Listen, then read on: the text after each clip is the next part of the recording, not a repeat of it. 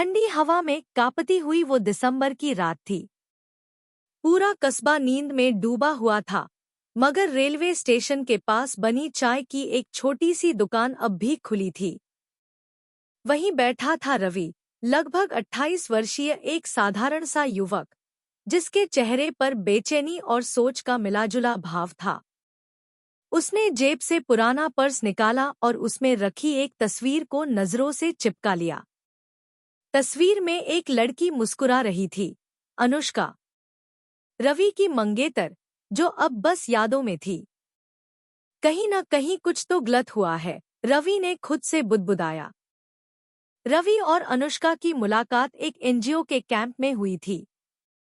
दोनों ही समाज सेवा से जुड़े थे। धीरे धीरे मिलजोल बढ़ा और फिर रिश्ता प्यार में बदल गया। शादी तय हो गई। लेकिन शादी से ठीक एक हफ्ता पहले अनुष्का अचानक लापता हो गई। कोई सुराग नहीं, कोई चिट्ठी नहीं। पुलिस ने फाइल बंद कर दी, स्वेच्छा से गई है। मगर रवि जानता था, ऐसा हो ही नहीं सकता। अनुष्का कभी बिना कहे नहीं जाती। 3 महीने बीत चुके थे। एक रात रवि को एक अनजान नंबर से फोन आया। आवाज धीमी थी, मगर जानी पहचानी। रवि, मदद चाहिए। मैं। और फिर कॉल कट गया। रवि का दिल धड़क उठा। आवाज अनुष्का की थी। उसने तुरंत नंबर को ट्रेस करवाया। लोकेशन एक छोटे से गांव झीरमपुर के पास की निकली, जो दूर पहाड़ियों में बसा था। रवि ने उसी वक्त फैसला कर लिया, वो उस गांव जाएगा, चाहे कुछ भी हो। झीरमपुर पहुंचते पहुंचते रात हो चुकी थी। रास्ता सुनसान था। चारों तरफ घना जंगल और चांद बादलों के पीछे छिपा हुआ। गांव वालों ने कहा, बाबूजी, उस तरफ मत जाइए। उस जंगल में कुछ तो है। लोग कहते हैं, रात में वहां अजीब रोशनी दिखती है, चीखें सुनाई देती हैं। रवि ने उनकी बातों को अनसुना किया। उसे अपनी मंगेतर को ढूंढना था। उसने एक टॉर्च निकाली, बैग अपने कंधे पर डाला और अकेले ही उस पगडंडी पर निकल पड़ा। एक अंधेरी रात में जंगल के भीतर घुसते ही हवा में अजीब सरसराहट थी। टॉर्च की रोशनी में पेड़ों की परछाइयां डरावनी लग रही थी। कुछ दूर चलते ही उसे किसी लड़की की रोने की आवाज सुनाई दी। कौन है? रवि चिल्लाया। कोई जवाब नहीं। फिर अचानक उसकी टॉर्च बंद हो गई। अंधेरे ने उसे घेर लिया। उसे लगा कोई उसके पीछे खड़ा है। रवि, एक धीमी आवाज उसके कानों में गूंजी। वही आवाज जो फोन पर सुनी थी। वह मुड़ा, लेकिन कोई नहीं था। अचानक जमीन में कोई रस्सी फिसली और रवि गिर पड़ा। जमीन गीली थी, मानो हाल ही में किसी ने खुदाई की हो।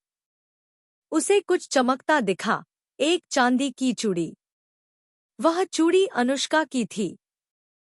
रवि और तेजी से आगे बढ़ा। कुछ कदम बाद उसे एक पुराना खंडहर दिखा। दीवारें टूटी हुईं, लेकिन दरवाजा बंद था।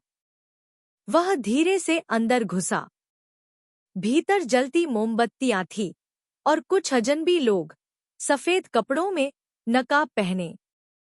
वे किसी अनुष्ठान जैसी चीज में लगे थे।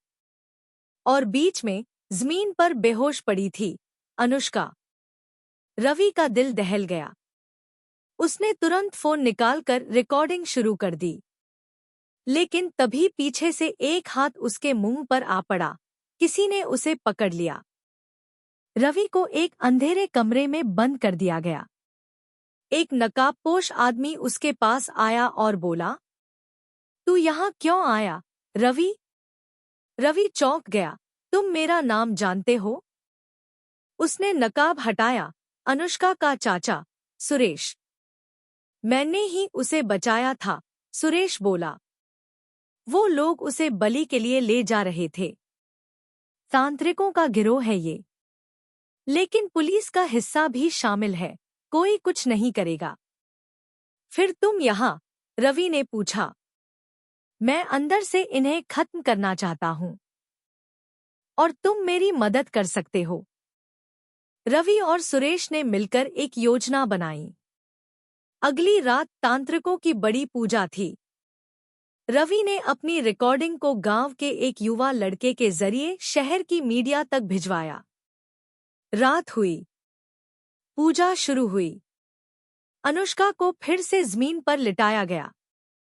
तभी हेलीकॉप्टर की आवाज, पुलिस की गाड़ियां और मीडिया की चकाचौंध। पूरा गिरोह पकड़ा गया।